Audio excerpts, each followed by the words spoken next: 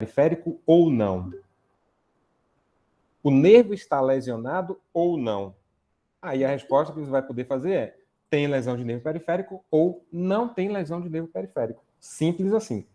E quando há lesão de nervo periférico, você ainda vai poder fazer uma nova pergunta. Beleza, o nervo está lesionado. Agora, é uma lesão grave, moderada ou leve?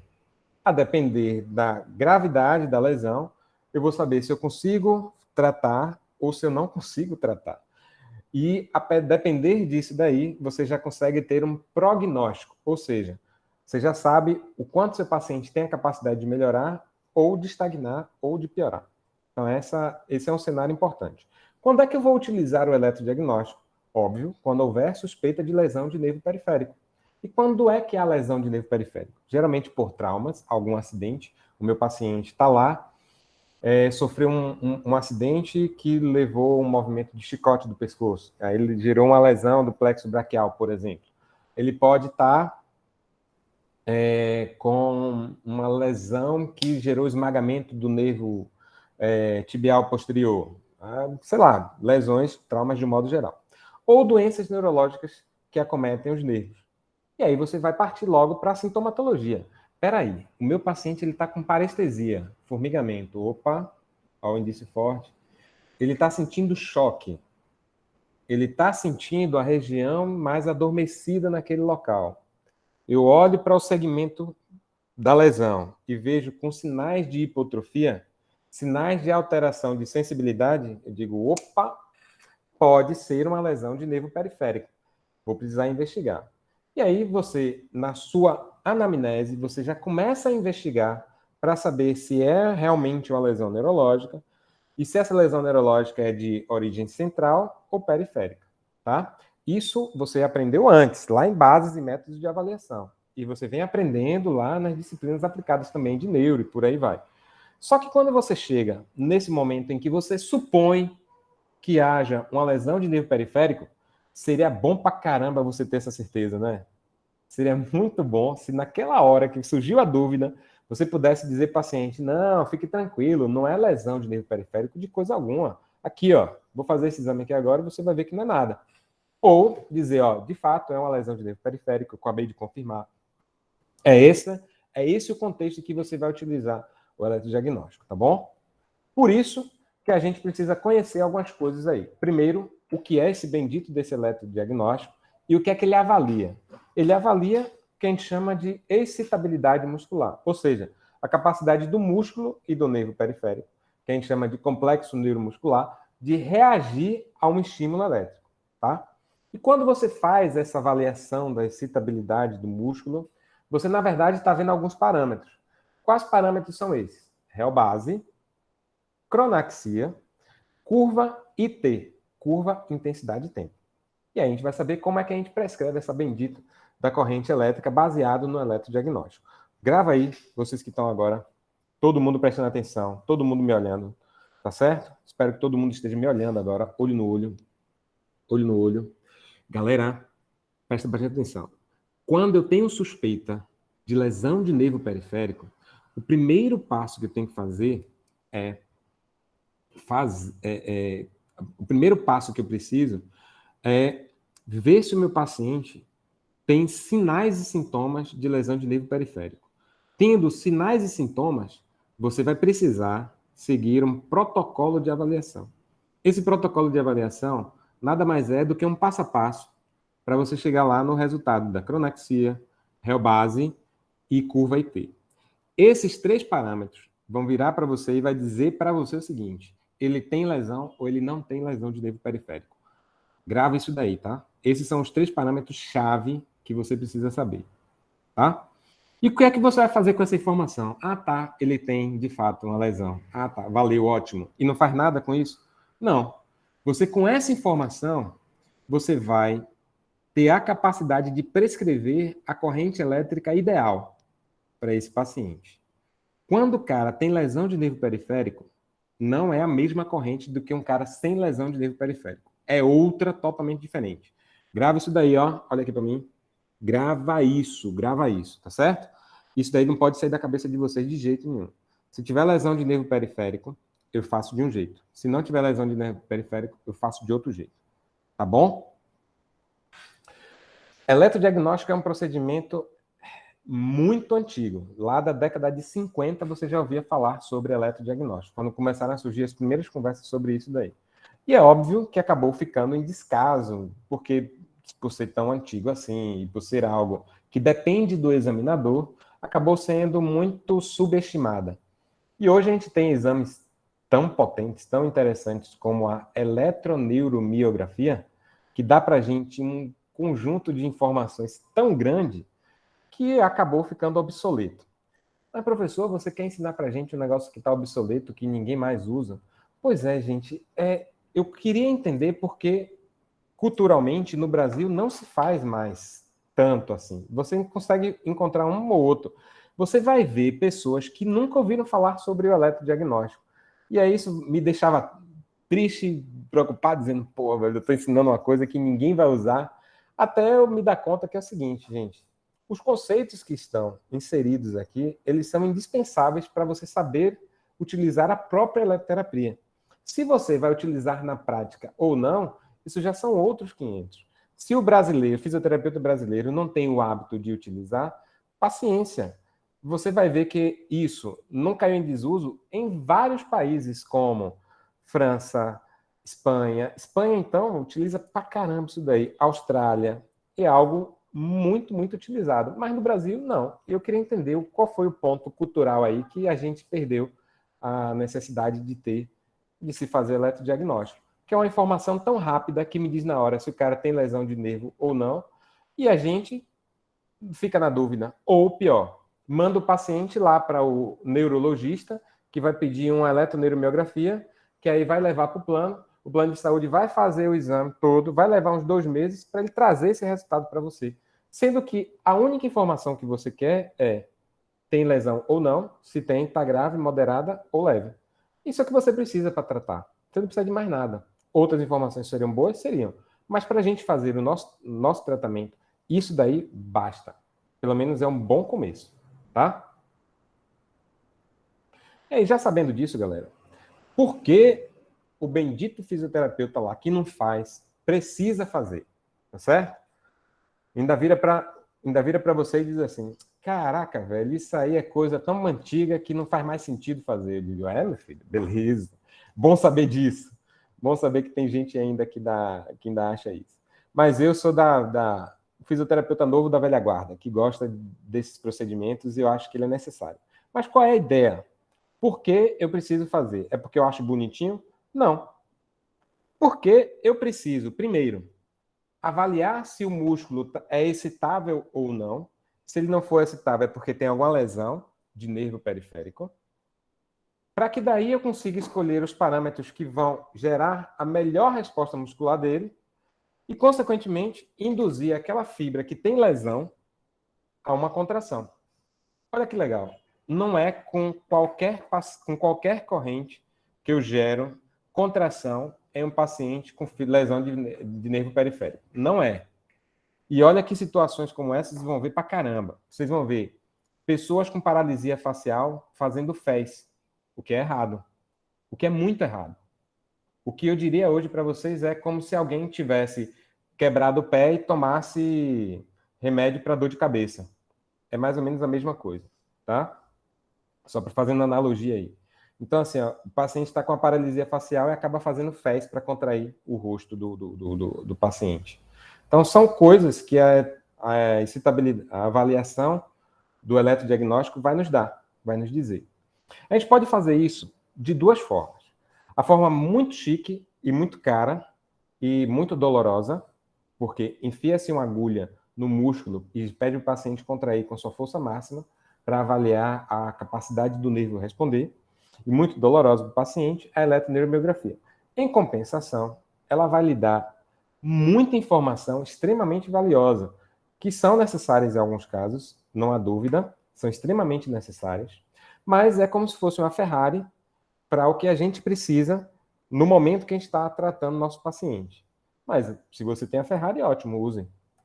Agora a gente pode fazer também por estímulo, que é a gente pegar um aparelhinho que faz o eletrodiagnóstico. Portanto, galera, o aparelho precisa ter a função de eletrodiagnóstico. Esse aparelhinho daqui existe lá na UFBA, tá bonitinho dessa forma. O de lá da UFBA tá feio pra caramba, velho. Como que? Já foi para UTI umas 2 vezes e voltou. Tá funcionando. É um aparelho guerreiro. Mas, quando a gente está falando do nosso paciente, a gente precisa que o aparelho tenha a função de eletrodiagnóstico, tá? E a função do eletrodiagnóstico, nós temos hoje no Brasil apenas esse aparelho aqui, ó. Lopex 0071. Um único aparelho, é da Quark, que faz o eletrodiagnóstico, que é esse daqui. Não olhem o preço é brother, camarada. Então, todo mundo aqui pode comprar e, se quiser dar para o professor, consegue tranquilamente, sem problema nenhum. Então, sintam-se à vontade. Mas ele faz o eletrodiagnóstico. Deixa eu só mostrar aqui. Curva T, ó. Tá vendo aqui? Para pulsos quadrados e exponenciais, eletrodiagnóstico, réu base e acomodação. Nem falei de acomodação ainda, porque eu acho que esse assunto só vai vir depois, quando vocês entenderem esse ponto aí. Mas beleza, ele faz justamente a curva IT, que é o que a gente vai explicar para vocês daqui para frente. Tá certo? E nós só temos esse único aparelho, esse é o único aparelho, gente, no Brasil, que faz eletrodiagnóstico. Pergunte se é porque as empresas não querem fazer. É muito óbvio, as empresas não fazem porque ninguém compra, porque nenhum fisioterapeuta quer. Um ou outro acaba realmente executando. Se houvesse demanda, haveriam equipamentos com essa função. Esse é o único aparelho que hoje no mercado brasileiro, fabricado nacionalmente, está fazendo.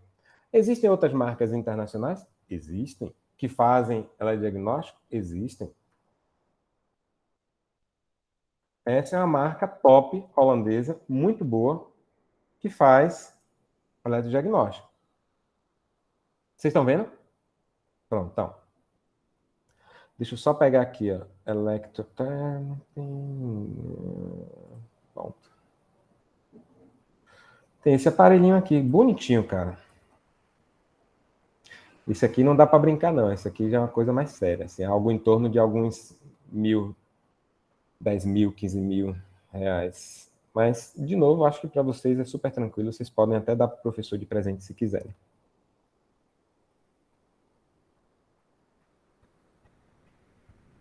Pronto, esse daqui.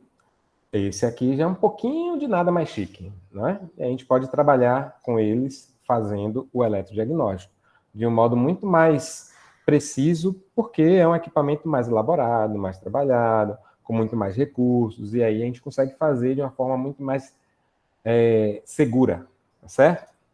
Beleza, galera? Captaram a ideia? Mas vamos lá. Então, nós temos um único aparelho hoje no Brasil que faz esse procedimento. Beleza, vamos lá. E o passo a passo para se fazer o eletrodiagnóstico? Como é que eu vou fazer esse negócio, professor? Primeira coisa, você só vai fazer se você, na sua entrevista, na sua avaliação, tiver a suspeita de lesão de nervo periférico. Bateu esse martelo aí? Isso não é mais dúvida não, né? Chega, tá tudo claro já. Aí você vai fazer o passo a passo. Vamos lá, primeiro passo, que a gente chama de teste de excitabilidade, que é um teste qualitativo, apenas para ver se o músculo tem alguma chance de responder ou não tem chance nenhuma de responder. Como é que você avalia para ver? Como é que você observa isso? É simples, é só você, na sua anamnese, perguntar: vem cá, meu caro, me diga aí como é que tá. Se eu tenho, estou vendo aqui que tem um histórico de lesão, se eu tenho formigamento, se eu tenho sensação de choque, tem sinais neurológicos, aí você já vai começar a observar. Se tem sinais neurológicos e a suspeita, pela sua entrevista lá, de lesão nervosa, pode ser central periférica, vale a pena fazer esse teste. Certo? Eu vou ensinar vocês a fazerem o teste de excitabilidade. Depois do teste de excitabilidade, achar a réu base. Depois, achar a cronaxia. E aí que você já achou a réu base e a cronaxia, você parte para um negócio chamado risco de acomodação. Risco de acomodação é: será que ele responde melhor em uma corrente quadrada ou uma corrente triangular? Lembram da primeira aula que eu falei para vocês? Que existe a rampa do gráfico? Quem faltou essa aula agora deve estar dizendo, ih, rapaz, eu não faço a mínima ideia do que seja isso. Pois é, volta aí lá para as primeiras aulas, você vai ver. Quando eu falei sobre os gráficos da corrente, a corrente ela pode ser quadrada ou triangular. O pulso dela pode ser quadrado ou triangular. E aí a gente vai fazer um testezinho rápido para dizer, ó, ele responde melhor com a quadrada ou responde melhor com a triangular. Vamos ver qual ele se dá melhor. Aquele se der melhor vai ser a corrente que eu vou utilizar. Provavelmente, músculos desnervados ou com lesão de nervo periférico vai preferir, vai reagir melhor com correntes triangulares, com correntes com rampa. Beleza, galera? Estou viajando muito, vocês estão conseguindo acompanhar? Espero que sim. Não estou olhando o chat. Vou até parar aqui e dar uma olhada nesse chat, ver se tem alguma coisa. Mas acho que não, está tudo direitinho. Então, bora seguir. Beleza. Estamos agora no nosso primeiro momento. Como é que é isso? É uma sala especial? É um ambiente ultra, hiper, mega tecnológico? Não. Pelo aparelho, vocês já viram que é uma coisa bem simples. Né? Você pega o aparelhinho tem a caneta e tem o eletrodo. Você só vai precisar disso e nada mais. Aparelho, conecta com cabo. Uma ponta do cabo vai ser a caneta estimuladora e a outra ponta vai ser o eletrodo. Agora, vou ver se vocês estão prestando atenção ou se estão fuçando o WhatsApp ou o Instagram agora. Eita, que tem gente fuçando o WhatsApp e o Instagram e ficou todo constrangido agora. Acha que eu não estou vendo, mas existe no celular de vocês um vírus que eu coloquei que eu consigo visualizar exatamente o que vocês estão fazendo, tá? Então, você que estava olhando o Zap agora, volta aqui e olha para a tela. Vocês estão vendo que na caneta estimuladora eu tenho uma pontinha aqui que é preta? Aí eu quero ver no chat agora. Qual é o nome do eletrodo negativo? Eita, bagaceiro. Ânodo, não é nada. Errou, pai. Errou, não é não. É cátodo. Peguei, ó. Ah, professor, peraí, você falou mesmo que era ao contrário no mapa. No mapa, porque no aparelho. Mas o negativo é sempre ânodo, professor. Não, o nome do eletrodo negativo é cátodo, mas porque ele recebe cátions, tá? Se ele recebe cátions, ele se chama cátodo. E ânions é o nome do positivo, porque ele recebe... ele é ânodo porque ele recebe ânions. Peraí, Liz. Liz, o nome de sua filha, é? O nome da minha filha também... minha sobrinha que tá aqui assistindo ela junto. A minha filha também se chama Liz. Mas vamos lá. Pois é, um nome bonito, simplesinho. Qualquer apelido é mais do que o nome, então acaba ficando o nome como nome e apelido. Vamos lá, hein? Então vocês vão ver que é uma coisa bem simples mesmo. Olha para cá, nesse videozinho do YouTube, como é que a pessoa fica posicionada. Deixa eu só achar aqui a posição. Deixa eu só achar aqui. Pronto, para aqui. Olha como é simples o posicionamento. Coisa simples, gente. Vocês estão vendo que a pessoa está sentada numa cadeira com o braço em cima da maca. Eu posiciono, se for um nervo ulnar, eu posiciono, perdão, se for o nervo mediano, eu posiciono com a palma da mão voltada para cima, descansado, sem nenhuma carga. Essa é a posição que o paciente vai ficar para avaliar o nervo mediano, ou para avaliar os músculos da mão e do punho e do antebraço, basicamente. Tá? Mas percebam que é um posicionamento simples. Aí eu faço a asepsia do local. Posiciono, boto a paciente sentada.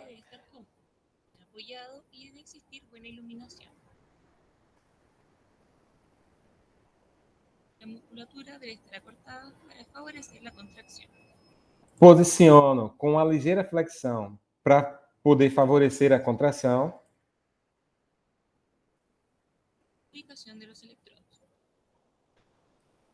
Posiciono os eletrodos, seja com a caneta ou sem a caneta. Eu posiciono os eletrodos dessa forma. Percebe que aqui eu tenho o cátodo e o ânodo do mesmo jeito? Sendo que o cátodo está nessa região daqui e o ânodo está nessa região. Esse aqui está difícil de ver, mas ele vem para cá, tá? E aí eu vou falar agora uma regrinha para vocês. O cátodo, ele sempre vai ficar na região ativa, ou seja, a região que eu quero avaliar. Tá bom? Se vocês observarem depois, perceba que aqui... Tá vendo que o negativo está com a canetinha? Se o negativo está com a caneta, é porque ele é que vai ficar no local que eu quero avaliar. Se eu quero avaliar o músculo bíceps, eu vou colocar ele no ponto motor do bíceps. Se eu quero avaliar o nervo ulnar, eu vou ter que botar ele na posição lá mais superficial do nervo ulnar. Captaram isso daí? Viram que a posição é simples. Eu coloco o paciente ali sentado. Peraí, vamos fazer aqui. E aí faz o procedimento. E a primeira coisa que eu faço é o seguinte. Eu vou colocar agora o paciente para tomar choques de 1 segundo. Pá, pá, pá. Ou seja, para ver se ele responde ou ver se não responde. E isso é sem avaliar nada, sem anotar nada, sem registrar nada. Apenas para ver se o músculo está respondendo bem. Eu faço isso com a corrente galvânica, que é um pulso quadrado. Eita. E faço isso com uma corrente...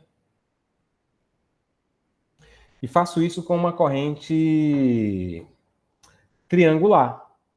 Da seguinte forma. Eu vou programar o meu aparelho para que ele dê pulsos quadrados de 1000 milissegundos. Galera, 1000 milissegundos é 1 segundo de duração. É a corrente passando uma porrada de 1 segundo. Sabe o que é um pulso de 1 segundo? É uma corrente que leva muito tempo passando. Isso é muito segundo para um pulso de uma corrente. Então, entenda que eu vou colocar aqui, ó, passando por 1 segundo, dou um intervalozinho, por 1 segundo de novo, só que eu aumento a amplitude. E depois, aumento a amplitude, até chegar a um ponto em que eu vou visualizar a contração. Aí é que depende do examinador. O examinador ele tem que estar treinado para enxergar esse esboço de contração. Sem esse esboço de contração, não rola. Não consigo ver. Não tem parâmetro. Por isso que a gente chama de avaliador dependente, né? Eu preciso da habilidade para ver se houve contração ou não.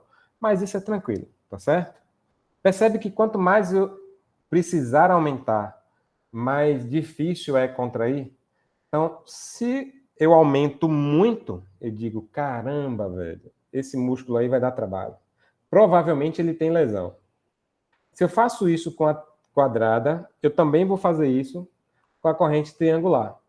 Eu vou botar a corrente triangular por 1 segundo, pá, dou um intervalozinho, aumento a amplitude, pá, de novo. E vou aumentando, até chegar um ponto em que gera contração.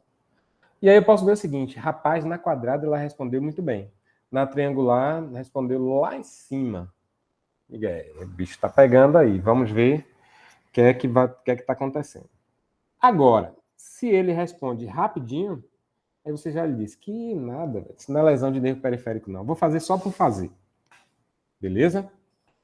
Como é que seria na prática? Na prática seria isso aqui, ó. Colocaria os 2 eletrodos e apertaria um botãozinho chamado eletrodiagnóstico, que tem em todos os aparelhos com essa função. Olha como é difícil fazer o eletrodiagnóstico. Olha que coisa complexa. Nesse aparelho daqui, espero que vocês estejam conseguindo ver, existem 4 botões amarelinhos. Esse primeiro botãozinho aqui está escrito DIAG, de diagnóstico. É só eu clicar nele. Aí eu clico nele e ele começa a dar os pulsos quadrados. E eu deixo ele dando os pulsos quadrados à vontade. Na hora que eu ver o esboço de contração, eu aperto o botãozinho de baixo, stop. E aí eu paro. E vejo, caramba, ele precisou de uma intensidade gigantesca, enorme. Muito fora da realidade. É provável que tenha um problema. Aí você vai apertar de novo, agora para a corrente triangular. Aí você vai apertar de novo, ele vai fazer para a corrente triangular. Ele vai fazendo, até você ver o esboço de movimento. Você, beleza, já vi agora que para a corrente triangular foi melhor do que para a quadrada.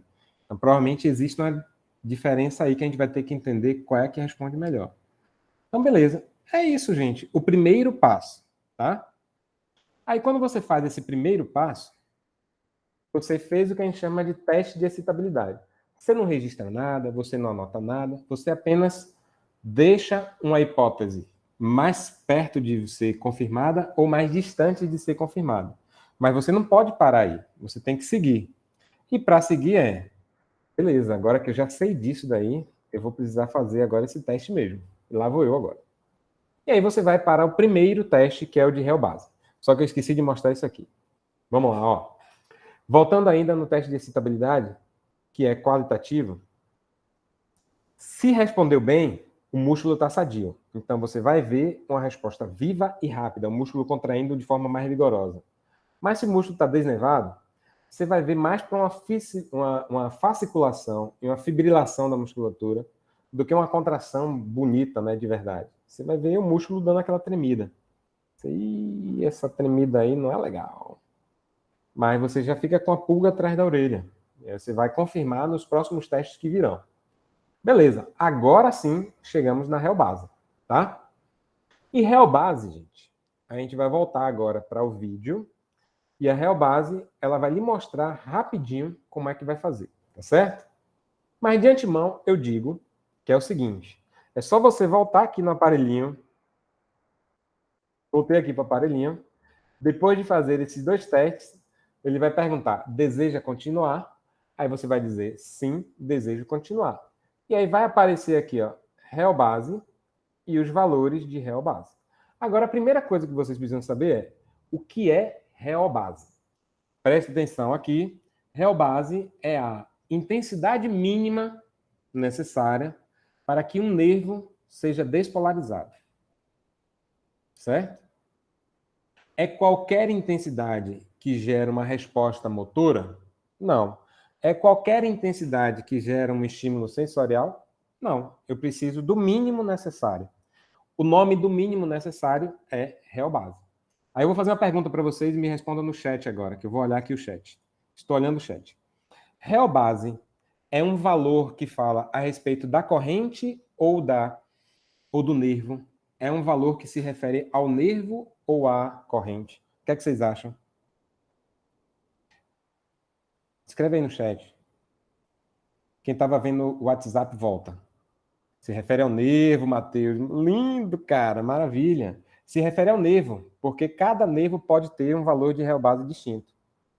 Se refere ao nervo, porque é em relação ao potencial de ação. Perfeito, Matheus. É exatamente isso. Tem a ver única e exclusivamente com o nervo, tá? Os valores de réu base e cronaxia são os valores de intensidade mínimos necessários para aquele nervo. Então, quando o nervo está lesionado, o valor de réu base dele é lá em cima, velho, é gigantesco. Eu vou precisar de muita corrente, de muita intensidade para despolarizar esse nervo lesionado.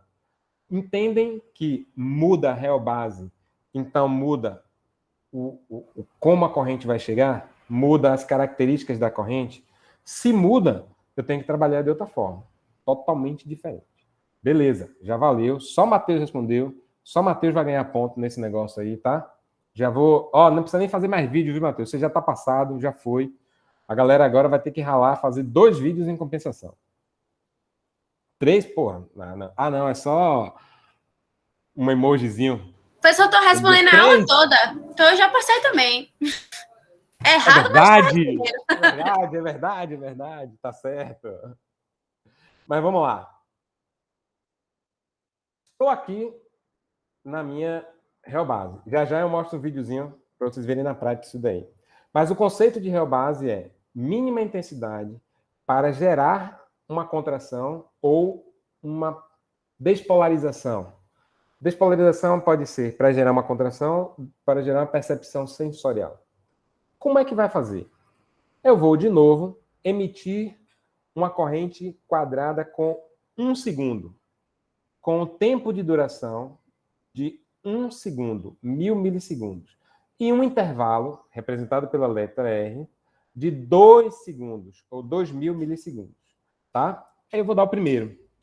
Uf, com a intensidade X. Dou um intervalo, Depois, o aparelho vem, puff de novo. Na hora que ele dá o puff de novo, pode acontecer o seguinte: pode gerar contração ou não.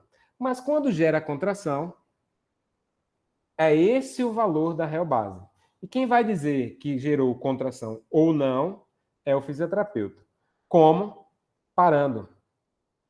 Indo lá no aparelho e apertando o botão. Para. Aí o aparelho vai parar e vai registrar. E ele vai parar e perguntar para você: esse é o valor de real base? Aí você pode dizer, é. Ou você ficou na dúvida? Você diz, estou na dúvida. Aí você está na dúvida, aí você diz, repita mais 3 aí. Aí ele vai repetir mais 3. Se nos 3, com o mesmo valor, houverem contrações, aí você diz, então é isso mesmo. Entendeu o que é que o aparelho faz? A lógica do aparelho? O aparelho vai, puff, puff, pum. Aí numa dessa, contrai. Aí nessa que contrai, você, caramba, contraiu. Mas calma, será que contraiu mesmo? Quer que eu repita mais 3? Aí ele vai lá, repete mais 3 vezes com o mesmo valor. E aí você vai ver, pô, de fato, contraiu as 3 vezes. Contraiu as 3 vezes, você confirma, beleza. Aí ele pega o valor em miliampere e guarda, certo? E diz, ó, esse é o valor de real base. E diz, beleza, você já tem o valor de real base agora. Guarde que ele vai ser útil para você. E o que é que esse valor de real base diz? Quanto mais alto, maior é a dificuldade do nervo reagir. Maior é a lesão do nervo periférico. Maior é a hipoexcitabilidade. Quanto mais alto, pior. Quanto mais baixo, melhor. Ficou claro isso na cabeça de vocês? Aprenderam direitinho? Fixaram esse conteúdo aí direitinho? Quanto mais alto, pior. Quanto mais baixo, melhor. Imagina se você está com um paciente que tem a síndrome do túnel do carpo. Vocês devem ter parentes aqui que tem síndrome do túnel do carpo ou conhecer alguém com síndrome do túnel do carpo. Você coloca para gerar contração. Se só contrai com uma intensidade lascando, é porque o negócio está muito difícil de pegar no tombo, né? O nervo está muito difícil de responder, tá? Essa analogia é perfeita aí para vocês entenderem. Mas vamos sair agora da real base e vamos para o próximo parâmetro. Eu preciso achar a real base para depois achar a cronaxia. Eu não consigo achar a cronaxia direto. Eu preciso primeiro passar pela real base. E lá vou eu agora para a real base, ou para a cronaxia. A primeira coisa que vocês têm que aprender é o que é cronaxia. Vamos, lógico, pela terminologia da palavra, né? Crono é tempo, né? Então, será que tem uma coisa a ver com tempo? Lógico que tem. É a mínima largura de pulso ou duração do pulso necessária para gerar uma contração muscular. Se eu estiver querendo avaliar a contração, ou gerar uma percepção sensorial, se eu quiser avaliar a ativação sensorial. Tá certo? Então, vamos lá. Eita, barulheira aqui. Então, vamos lá. Como é que ele vai funcionar agora? Lembra que na real base, ele aumentando a intensidade, aqui ele vai aumentar a largura de pulso. O pulso começa fininho, fininho, fininho, fininho. E a cada pulso, ele vai aumentando a sua largura. Mas continua sendo de uma corrente quadrada. Vai aumentando, vai aumentando, vai aumentando. E o intervalo sempre vai ser de 2 milissegundos, tá certo? Sempre de 2.000 milissegundos, ou seja, de 2 segundos. Ele dá o primeiro pulso bem fininho, nada de gerar contração. Dá o segundo pulso um pouquinho mais largo, nada de gerar contração. Dá o terceiro, mais largo, zero contração. Na hora que ele dá lá o 10º, o 5º, não importa, mas vai crescendo, aí o nervo dispara.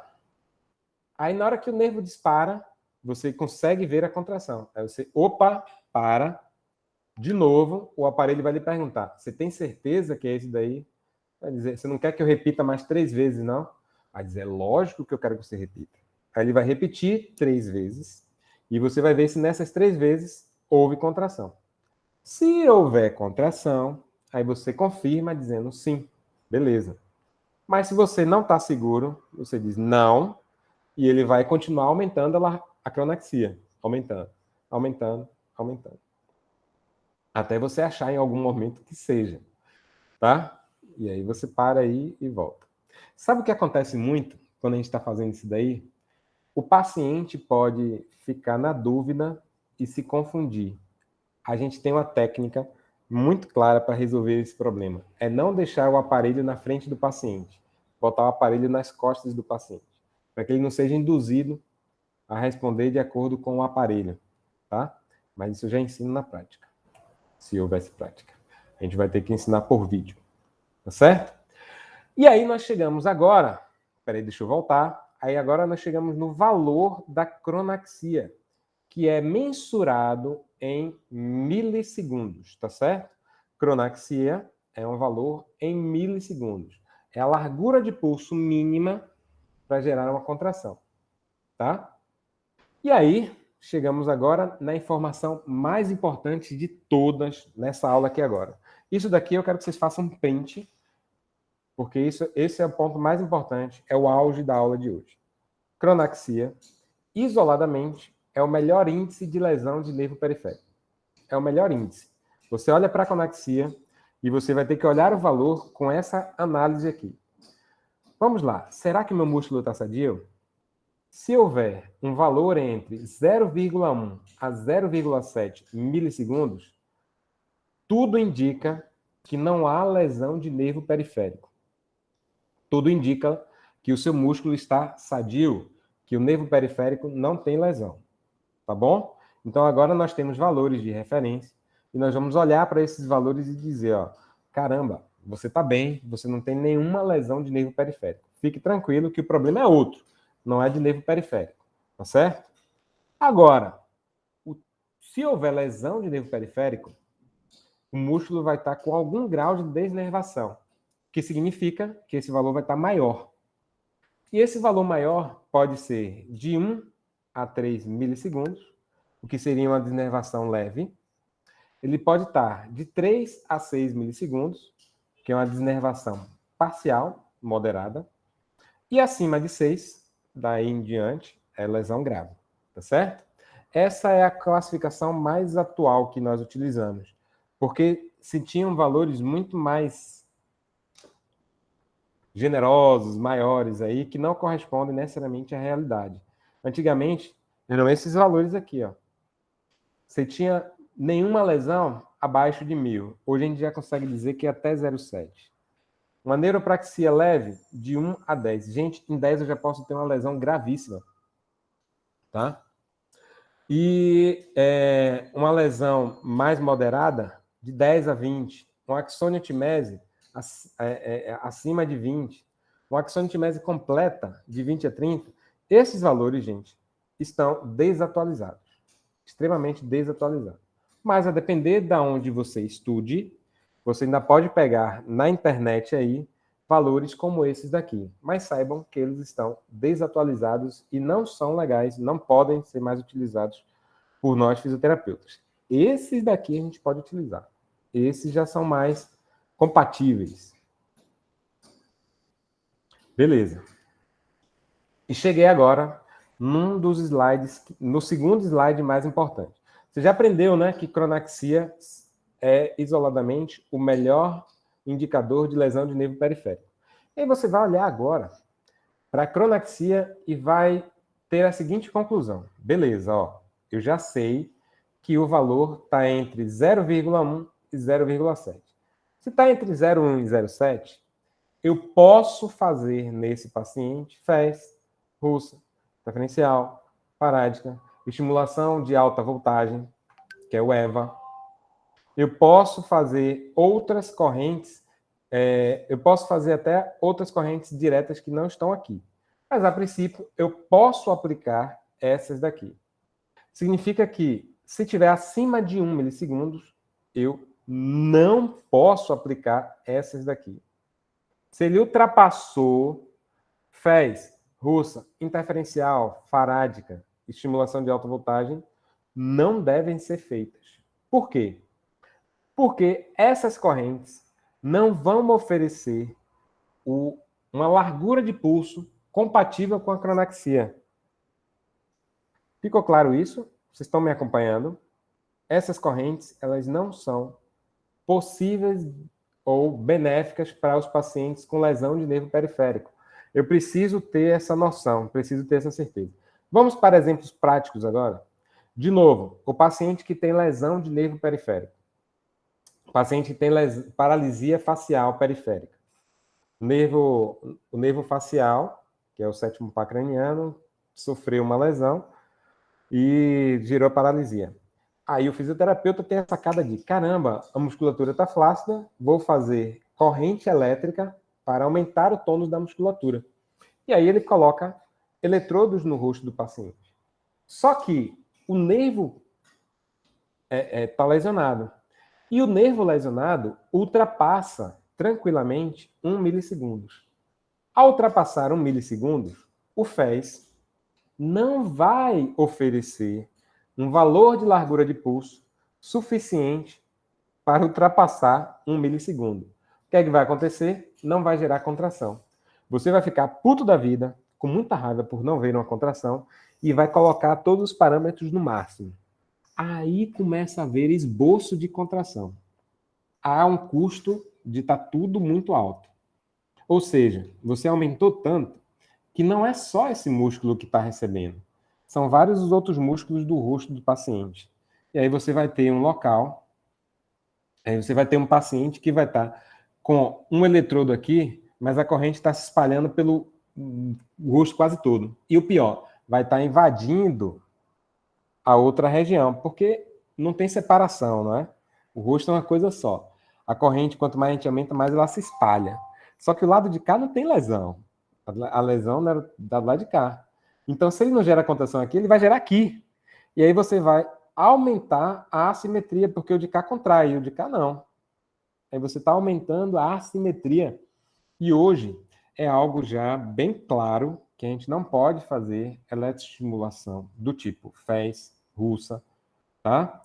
Por quê? São correntes que não alcançam a acronaxia de nervos periféricos. Eu, no mínimo, tenho que fazer o que a gente chama de eletrodiagnóstico. No mínimo, para poder fazer nesses casos. Vamos pegar outro exemplo?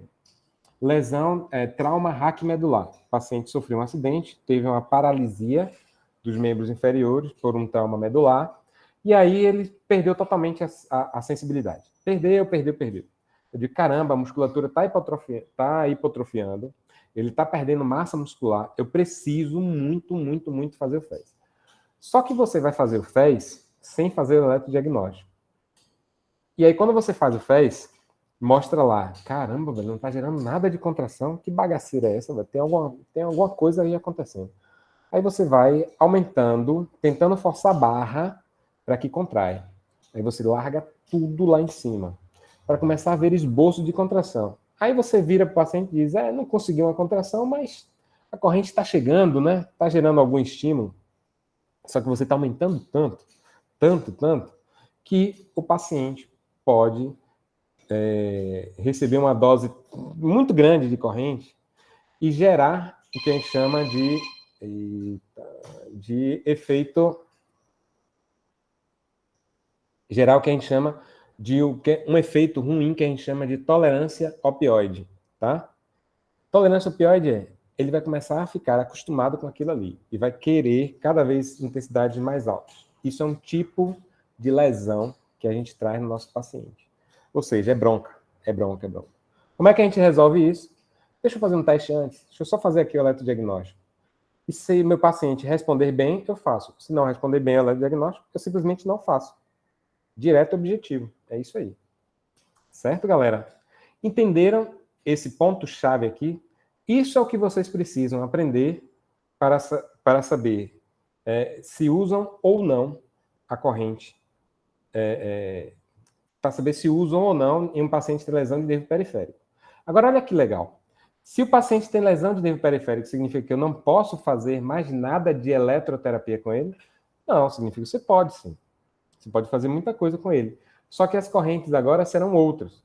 Eu posso fazer a corrente galvânica, eu posso usar uma corrente chamada ultraexcitante, diadinâmicas, que foi da aula passada, que tem vídeo, que vocês já viram que é uma corrente direta, pulsos monofásicos e exponenciais de longa duração, ou seja, As únicas correntes que vão me permitir fazer isso daqui é a corrente... são as correntes diretas, tá? E aí agora vem outro conceito chave para vocês. Se meu paciente tem lesão de nervo periférico, as únicas correntes recomendadas para ele são correntes diretas. Não são correntes alternadas, em sua maioria. Porque as correntes alternadas, elas gerarão efeito nocivo, serão prejudiciais a um paciente com lesão de nervo periférico. Esse slide é para print, hein? É para printar aí agora. Certo, galera? Faz esse print aí gostoso, guarda, porque aí, agora quando vocês estiverem no estágio, podem ter certeza. Em algum momento vocês vão pegar algum paciente com lesão de nervo periférico e provavelmente algum fisioterapeuta vai querer fazer eletroestimulação. E provavelmente essa eletroestimulação vai ser FES, TENS, corrente russa interferencial parádica, o que é um equívoco. O primeiro passo seria fazer um eletrodiagnóstico para saber se ele pode ou não fazer essas correntes. E o dia resultado é cronexia abaixo de 1 milissegundo, cronexia acima de 1 milissegundo. Simples, direto e objetivo. Tá ok? O que de fato eu quero saber, quero que vocês saibam e aprendam com essa aula, é isso daqui. É isso daqui. Tá certo? Não é nada mais além disso daí. Agora que vocês já aprenderam isso, eu posso partir para um segundo momento na aula de eletrodiagnóstico, que eu considero mais complexo e mais chatinho, gente. Bem mais chatinho, tá? Por isso que eu quero que vocês, não vamos desligar a aula não, vamos seguir direto, mas dá uma respirada, vai beber uma água, vai comer aquele bolinho que tem aí na casa de vocês, vai tomar aquele suco, dá uma respirada, porque agora vai ficar um pouco mais complexo, tá certo? Eu vou precisar que vocês consigam abstrair um pouco mais. Dá aquela respirada aí, dá uma caminhada, que a gente vai entrar agora numa partezinha um pouco mais densa. E se a gente não for com leveza, vai ser bem complicado para vocês entenderem, porque na prática é fácil. Na abstração, eu vou exigir de vocês aí que abstraiam e consigam imaginar aqui o que eu estou falando, tá certo? Deixa eu ver se eu consigo aqui agora compartilhar. Pronto. Deixa eu mudar a tela. Pronto, beleza, mudei a tela. Agora está no Paint, deixa eu riscar aqui pelo Paint. Beleza. Pronto, galera, vamos lá. Dentro do eletrodiagnóstico, a gente pode dizer que existem dois momentos bem nítidos assim. O primeiro é de achar a reobase. Você já achou. O segundo momento é de achar a cronaxia. Se você achar que isso já lhe atende, tá ótimo. Siga o seu caminho, tá tudo certo. Você já tem esses dois valores. Mas se você quiser agregar mais valor ao seu eletrodiagnóstico, se você estiver bem treinado, em mais 5 minutos, você faz o que a gente chama de curva intensidade-tempo.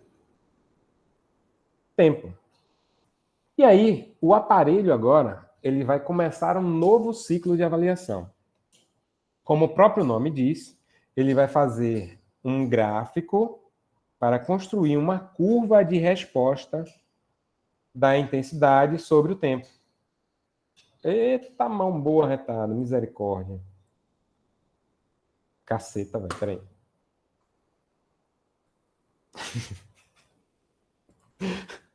Eu vou acertar, eu vou acertar. Hoje é terça-feira, hoje não é final de semana, tá? Eu estou sóbrio. Pronto, maravilha, perfeito. Tá, o máximo que eu consigo aí de linha reta é isso aí, tá certo? Então vamos lá.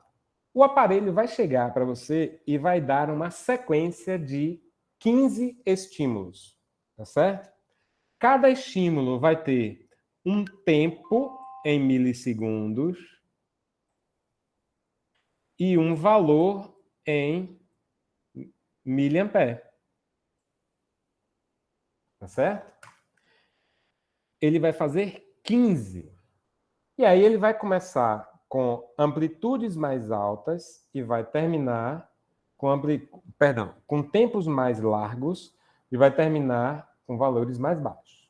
Relembrando que aqui é o zero, aqui é a miliamperagem e aqui é o tempo em milisegundos. segundos. Aí o aparelho diz o seguinte, caramba, eu vou fazer o seguinte para você. Eu vou separar aqui já 15 pulsos com diferentes larguras de pulso. Eu vou botar aqui um aqui com 1000 milissegundos. Eu vou colocar outro aqui com 500 milissegundos.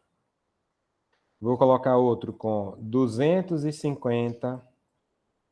Percebe que ele está indo para o meio? Aqui aqui é 500, tá, galera? Está indo para o meio? Aí ele vai para 100. Aqui já não é mais no meio. Que é 100. Vai outro para 50. 25. Eita, não vai dar. 25. 25. Eu só quero fazer na proporção para que vocês entendam. 12, 5, 1, meio. É essa a divisão. Tá certo? Captaram isso daí? O aparelho se programa e diz isso para você, ó. Eu vou dar aí um monte de estímulos e eu vou começar com o primeiro com 10 milissegundos, 500 milissegundos, 250, vou reduzindo. Ou seja, vamos ver aí como é que ele se comporta. E ele vai começar com esse pulso daqui e vai terminar com os pulsos de cá.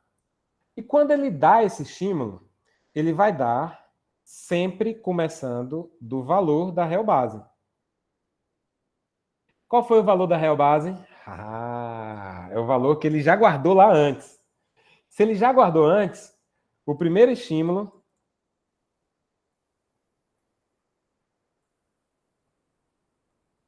já vai com essa resposta aqui, ó. Então. O primeiro estímulo está aqui.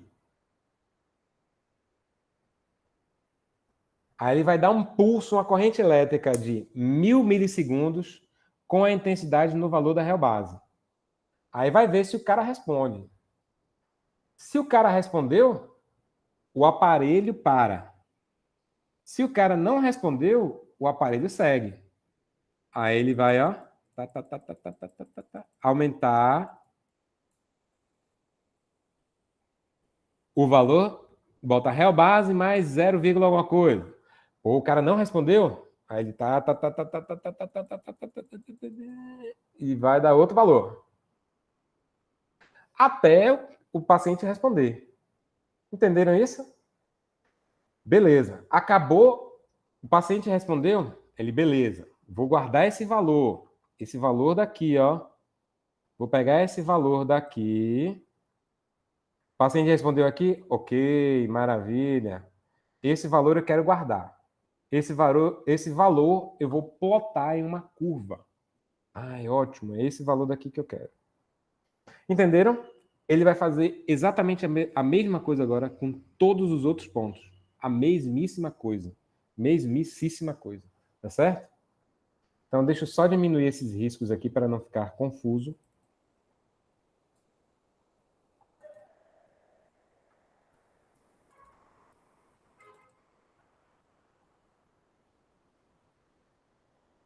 Eu não queria que ficasse essa bagunça aqui. Deixa eu só apagar isso aqui.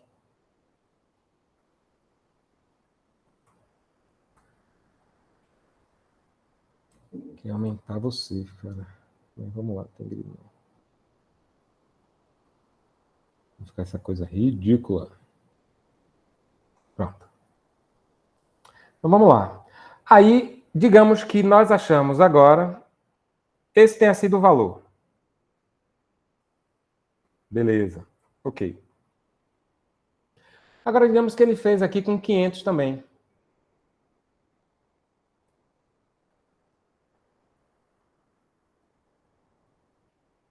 Digamos que ele tenha feito aqui com 500 também. E com 500 respondeu de novo com o valor da real base.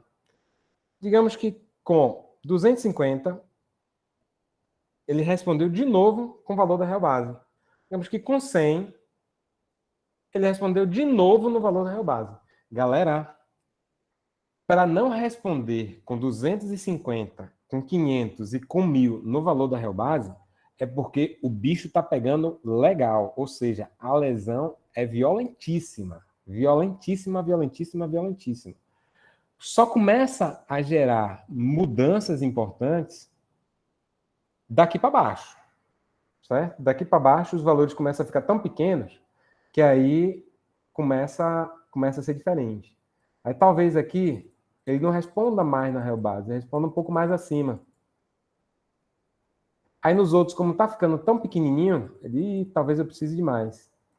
Os outros, como estão ficando tão pequenos, eu preciso de mais valor. E vai aumentando. O gráfico natural de uma pessoa sadia é esse aqui, ó. É vir bem baixinho, bem baixinho, bem baixinho, bem baixinho, bem baixinho. Quando chega aqui perto de acabar, caramba. Ai, vem aqui, ó, baixinho, baixinho, baixinho, baixinho. E quando chega aqui, não tem esse... Não, tá feio, tá feio. Ele vem aqui baixinho, baixinho, baixinho, baixinho. Aí chega aqui é que ele começa a subir. Mas sobe um pouco. Tá? Aí você olha, quanto mais baixo e próximo da real base tiver, e quanto mais próximo da vertical, melhor. Significa que o músculo tá bem, tá legal, tá sadio. Essa é a curva típica de um músculo sadio. Tá? Agora, digamos que um paciente com lesão de nervo periférico, ele vai ter um gráfico com essa cara assim, ó.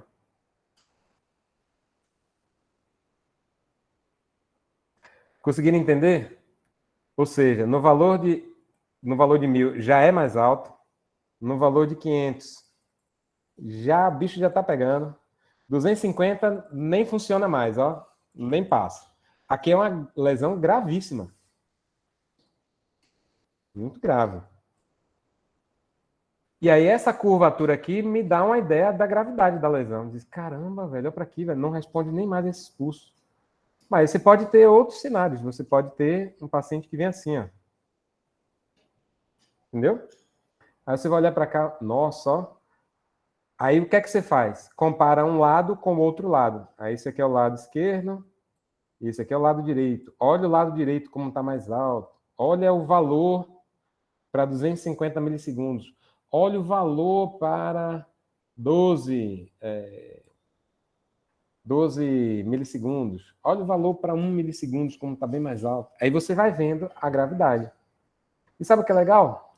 Quanto mais curvas você faz em reavaliações, mais você vai conseguindo fazer comparações.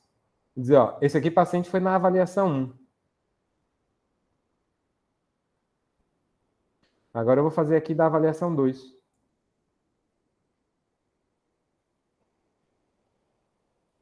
E esse aqui é a V2. Segunda avaliação. Olha como já baixou. O valor aqui era... O valor da primeira avaliação era esse. O valor para 255... Agora é esse aqui. O valor... Olha como a curva está melhor. Ou seja, ele te mostra a melhora da recuperação do nervo. Da capacidade do nervo responder. E isso não é difícil. Isso a gente faz no mesmo aparelho, no mesmo momento que a gente está. E o que é melhor, os aparelhos geram esse gráfico para a gente, tá certo? E ele nos dá impresso esse gráfico. Esse aparelho daqui, o Nacional... Cadê o Nacional, gente? Cadê o Nacional do OPEX? O Nacional, ele é conectado a uma impressora. Acho que essa função foi retirada dele. Mas é tão legal.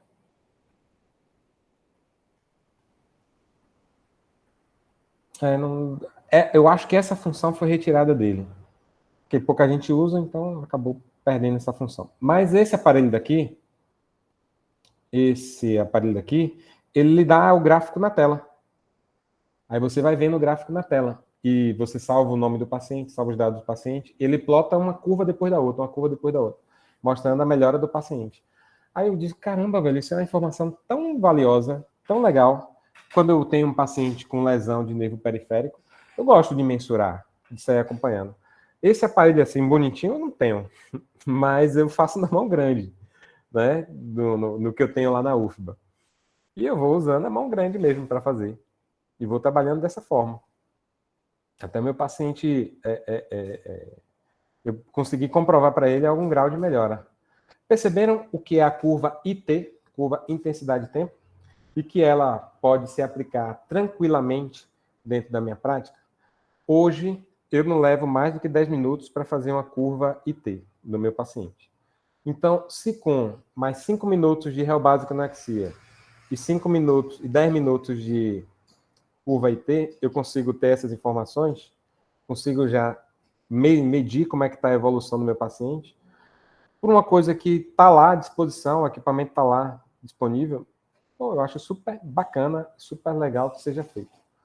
E se vocês, quando estiverem na prática, quiserem fazer uma avaliação só do eletrodiagnóstico, o CREFITO diz o seguinte, é um procedimento diagnóstico, então você precisa cobrar por esse procedimento diagnóstico.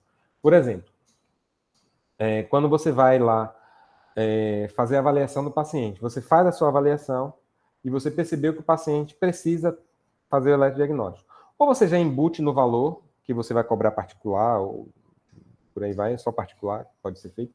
Ou você pode dizer, ó, eu preciso fazer um procedimento chamado eletrodiagnóstico. O valor do eletrodiagnóstico é tanto. Aí o CREFITO diz que é um valor de R$90, o valor padronizado pela... Porque não é R$90. Ele diz o número... O CREFITO ele tem uma unidade que ele é corrigido anualmente. Aí são não sei quantas unidades. Aí você pega o valor das unidades e multiplica pelo coeficiente dele. Aí, nesse ano, está R$90 o valor desse procedimento. É só um parâmetro, viu, gente? Não é... É só para a gente ter base de comparação, para saber se está cobrando abaixo do que o CREFITO recomenda ou acima, ou muito acima. Muito acima é mercado, né? Se você estiver cobrando e tiver gente pagando, tá lindo. Se você estiver cobrando R$300 e a galera estiver pagando, tá ótimo. É lei do mercado, oferta e procura. Tá? Mas esse é um procedimento que geralmente a gente insere no nosso conjunto, no nosso arsenal. Tá? A gente não cobra muito por fora, não. Geralmente está incluso dentro do pacote. Tá certo? Beleza, galera. Isso é eletrodiagnóstico. Esse é o procedimento que nós realizamos no nosso dia a dia e que a gente pode tranquilamente trazer para aqueles pacientes que têm lesão de nervo periférico. Tem mais alguma dúvida?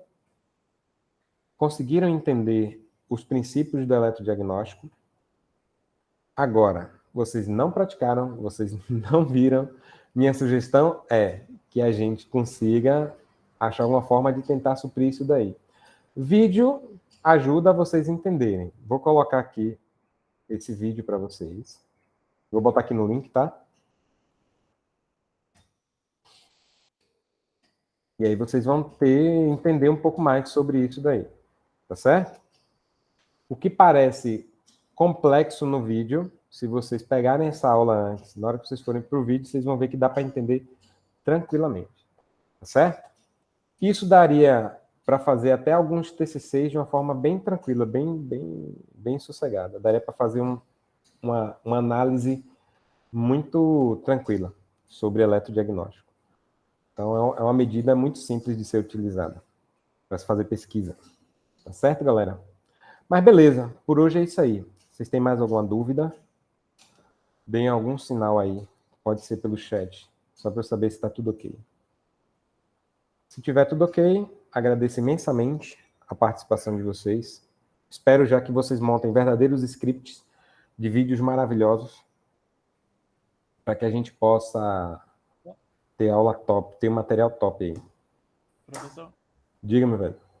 Eu tenho uma dúvida em relação aos vídeos. No caso, é qualquer tipo de corrente, né? A gente pode escolher. Do que a gente viu até agora, tá? Ok. Então, vai pegar muito mais assunto teórico do que assunto prático, na verdade. Entendi. Entendeu? E você pode abordar da forma que você achar mais interessante. Se você quiser entrevistar, agenda uma live com um fisioterapeuta e pede a experiência dele, por exemplo, com a corrente galvânica. Ou pede para ele falar, né? Talvez, acho que se falar sobre outras correntes, talvez fuja. Mas aí você bola alguma coisa, entendeu? Se não conhece ninguém formado... galvânica ia ser o assunto da semana passada, né? Como não tivemos aula, como é que vai Isso. ficar? Isso foi o grande motivo, né, que a gente viu. A gente não vai conseguir suprir com aulas de reposição os 3 feriados que nós temos. Nós não temos casa justamente na aula da corrente galvânica, corrente, sei lá, a gente vai ter 3 aulas aí que a gente não vai conseguir repor. Qual foi a minha ideia? A aula está gravada, a apostila está lá. O que eu não cumpri com vocês foi de colocar a atividade para vocês fazerem, mas não era atividade valendo ponto. E aí o que é que eu peço é que vocês assistam a aula, vejam a apostila e se quiserem fazer um vídeo sobre a corrente galvânica, tá no jogo. Dá para fazer. Beleza. Viu? Ok, professor. Obrigado. Nada, tranquilo. Mais alguma dúvida, galera? Então, beleza. Por hoje é isso aí. Valeu. Um beijo enorme no coração de vocês, tá certo? Fiquem com Deus, fiquem tranquilos e sucesso. Muito sucesso para vocês. Torço muito pelo sucesso de todos vocês aí. Que esse ano, graças a Deus, está acabando, velho. Graças a Deus, vamos voltar à tela presencial. Então é isso aí, meu povo. Grande abraço, até logo. Tchau, tchau. Até. Tchau, gente. Boa tarde.